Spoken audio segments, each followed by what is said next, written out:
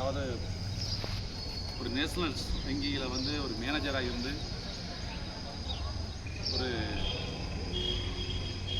ஆன்மீகவாதிகளுக்கு ஒரு சுற்றுலா என்கிற பேரில் இறைவனுடைய ஸ்தலங்களை குறிக்கோளாக கொண்டு நமக்கெல்லாம் இது ஒரு தொண்டாக கருதி நமக்கு இந்த யாத்திரையை நடத்தி வரும் ஐயா ராஜ்மோகன் ஐயா அவர்களுக்கு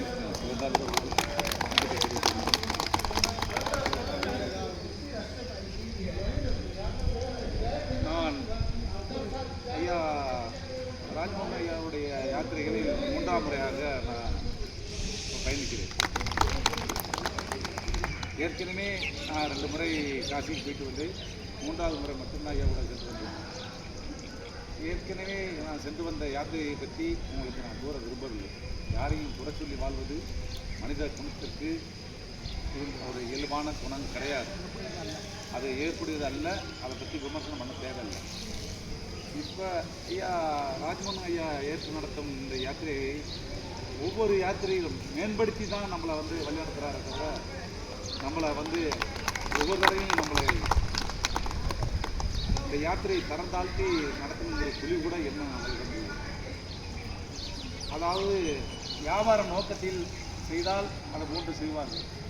நம்ம யாத்திரைக்கு வரும் அன்பர்கள் எல்லோரும் மென்மேலும் நம்ம ஆன்மீகம் வளர வேண்டும் என்ற ஒரு அடிப்படையில் நமக்கெல்லாம் ஒரு ஊக்கப்படுத்தும் வகையில் தான் நம்மளை விளையாடுறாங்க.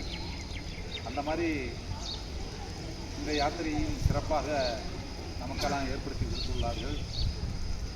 என்னவென்றால் இதுக்கு முன்னாடி ஏன் சொன்ன மாதிரி ஒரு பொது மண்டபம், உணவு அதுதான் நம்ம தமிழ்நாட்டு செப்புன்னு தான் அவங்கள சொல்லுவாங்க. நல்ல ஒரு சமையல் கலைஞர்கள் அவர்கள். இது மட்டும் இல்லை, நமக்கு மட்டும் சமையல் கலைஞர்கள் இல்லை. அவர் 10,000 பேர் 1,00,000 பேர் வரைக்கும் அவங்களுக்கு ஒரு சமையல் செய்யக்கூடிய கலைஞர்கள். இன்னும் சொல்ல போனால் எனக்கு ஊரின் அருகாமையில் உள்ள நான் ஒரு ஃபங்க்ஷன் நடத்திருக்கேன். 10,000 பேர் கோப்பநாயம் என்ற தான் எனக்கு வந்து 10,000 பேருக்கு சமைச்சிருக்கேன். மாநாடு மாதிரி கறக்கக்கூடிய ஒரு நான் எங்கள் குடும்ப நிகழ்ச்சி நடத்தினேன். அந்த வகையில் அந்த ஊரை சமையல் கலைஞர் அவங்களை மிஞ்சின அளவுக்கு யாரும் இல்லை என்கிற இந்த இடத்துல உங்களுக்கு நான் சொல்கிறத விட அந்த ஊரை செலக்ட் பண்ணி அதை அவங்கள நிரந்தரமாக வச்சு நமக்கு இந்த யாத்திரை நடத்துகிறாங்க. அதான் வெகு சிறப்பு.